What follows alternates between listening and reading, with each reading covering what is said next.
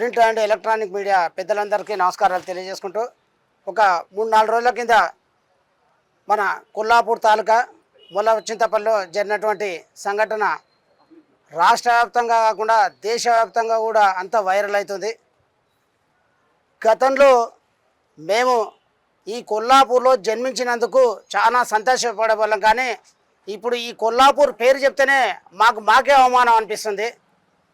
తోటి ఆడపిల్లను ఎంత క్రూరంగా అంటే అసలు జంతువులు కూడా ఒక జంతువును తినాలంటే కూడా ఆ విధంగా ఉండదు. అంత క్రూరంగా మానవ మృగాలు 10 రోజులు ఒక ఇంట్లో నిర్బంధించి ఆ చెంచు మహిళను అతి భయంకరంగా క్రూరంగా బాగా కొట్టి ఆమె మీద అనేక రకాల భౌతిక దాడులు జరుపుతూ ఎన్ని దాడులు జరిపిన లాస్ట్కు ఆమెను ఇంకా చిత్రహింసలు పెట్టాలని మర్మంగా మీద కూడా అంటే ఏదైతే మానవ సృష్టి ఒక ఆడపిల్ల మగపిల్ల జన్మించే అటువంటి పుణ్యమైన సృష్టిని కూడా ఆ సృష్టి మీద డీజిల్ పోసి పచ్చికారంతో దంచి ఇంత అన్యాయంగా ఆ విధంగా జరగడం, అసలు వీళ్ళను ఇంకా ఎంక్వైరీలు, ఇంకా వాళ్ళ పేర్లు తెలియదు, ఇంకా ఎంతమంది అని ఇంకా నిద్రావస్థలో రకరకాల డిపార్ట్మెంట్లు అన్నీ ఇంకా పండుకున్నాయి. వాళ్ళను ఇమ్మీడియట్గా తీసుకొచ్చి ఇదే ఇందాక మా సోదరుడు మాట్లాడినట్టు ఒక దొరను ఒక రెడ్డి కూతురుకు అయితే వాడిని ఏ ఆలోచన చేయకుండా ఏం చేయకుండా ఏ విచారణ లేకుండా ఓ 4 పేర్లు 5 మంది పేర్లు ఎంతమంది పేర్లు రాసుకోండి, లిస్ట్ అవుట్ చేయండి అని చెప్పి తెల్లారే వరకు ఎన్కౌంటర్లు చేయాలంటారు. మళ్ళీ వీళ్ళు ఊరోళ్ళందరూ కలిసికట్టుగా వాళ్ళ పేర్లు చెప్తున్నారు. ఒక మహిళ 4 కలిసి ఈ విధంగా పేర్లతో సహా మా బ్యానర్ కూడా పెట్టినాం, వాళ్ళ బొమ్మలు కూడా పెట్టాలి ఖచ్చితంగా. అయితే అటువంటి వాళ్ళని తీసుకొచ్చి తక్షణమే ఈ భారతదేశంలో ఉన్న శిక్షలను కాదు, ఇంకా వేరే దేశాలు ఏమైనా అటువంటి శిక్షలు వేసి వాళ్ళని ఎంబడే తక్షణమే వాళ్ళను ఉరిశిక్ష చేస్తారా, ఎన్కౌంటర్లు చేస్తారా, ఏ విధంగానో ఆ విధంగా ఖచ్చితంగా శిక్ష పడవలసిందే. ఎందుకంటే ఇంకొకసారి ఏ మనిషి అనేటోడు కూడా ఈ విధంగా అన్యాయంగా కూడా ఈ విధంగా ఏ మహిళను ఎక్కడ కూడా చూడకూడదు, ఆ విధంగా చేయకూడదు. ఏదైతే ఇక్కడ ఇది మన తెలంగాణ రాష్ట్ర ముఖ్యమంత్రి రేవంత్ రెడ్డి గారు యువ నాయకుడు, మళ్ళీ ఆయన సొంత జిల్లా ఇది. ఇంకో నాయకుడు ఏ పార్టీ ఉన్నా సరే ఆయనే మంత్రి కొల్లాపూర్కు. మళ్ళీ ఇంత మంచి మంత్రి మళ్ళీ అభివృద్ధి అంటారు, పొద్దున్న లేస్తే పెద్ద పెద్ద ఫ్లెక్సీలు వేస్తారు. మళ్ళీ చెంచు మహిళలకు ఈరోజు వరకు ఆధార్ కార్డులు లేవంట. ఇది ఎంత దారుణమయ్యా. పింఛన్లు లేవంట. 20 నుంచి 30 సంవత్సరాల యువకులు మొత్తం చాలామంది పెళ్ళైన వాళ్ళు అందరూ కూడా చాలామంది చనిపోయినరు.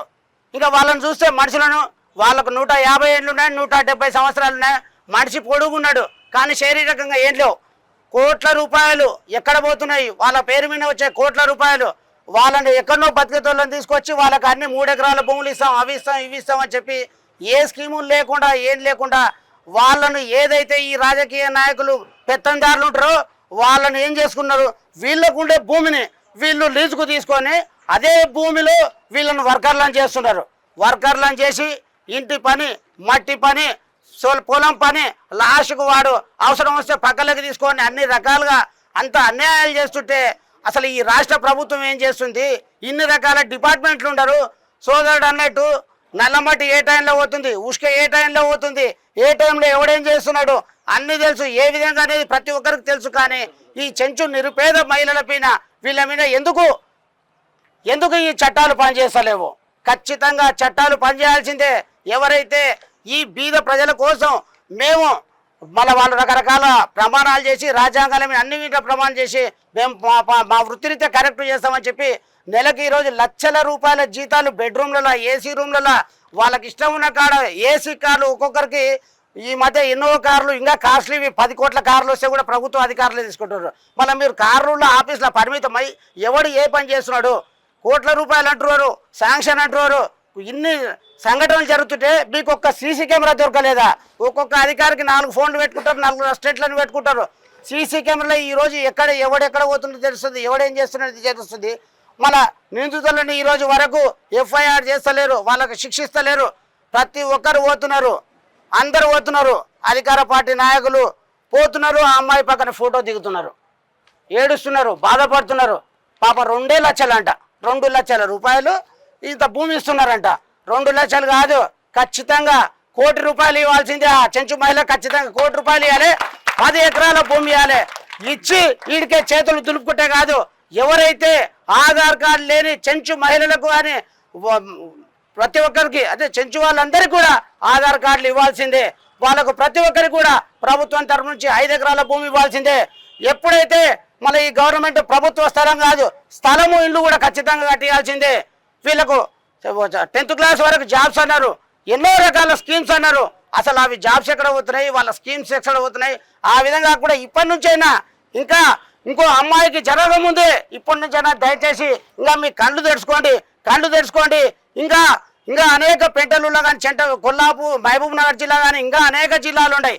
ఈ విధంగా అన్యాయం జరుగుతుంది ఎంతో మంది చెంచు మహిళలకు.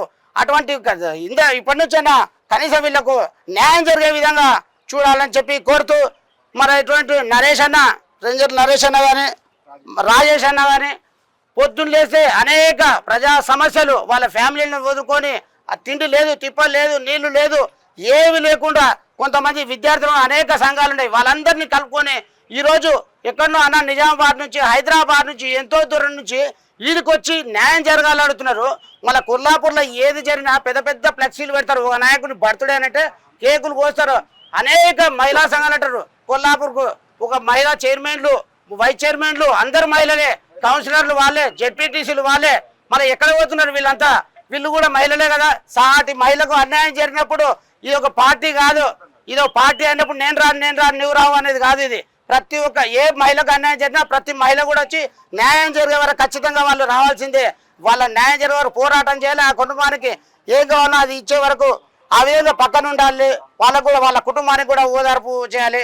మరి చాలా మంది అనేక మంది కూడా పెద్దలు, గౌరవ పెద్దలు వచ్చినందుకు కూడా వారికి కూడా పేరున ధన్యవాదాలు తెలియజేసుకుంటూ, ఒకటే చిన్న వినపం చివరకు నాది, ఏదైతే ఆ అమ్మాయికి ఒక ₹1,00,00,000 ఎక్స్గ్రేషియా ఇచ్చి 10 ఎకరాల భూమి ఖచ్చితంగా ఇవ్వాలని చెప్పి కోరుతూ ముగిస్తున్నాను. నా పేరు కట్టా శ్రీనివాస్, బహుజన ఐక్య వేదిక తాలూకా అధ్యక్షుడు, కొల్లాపూర్ది నాది. Thank you.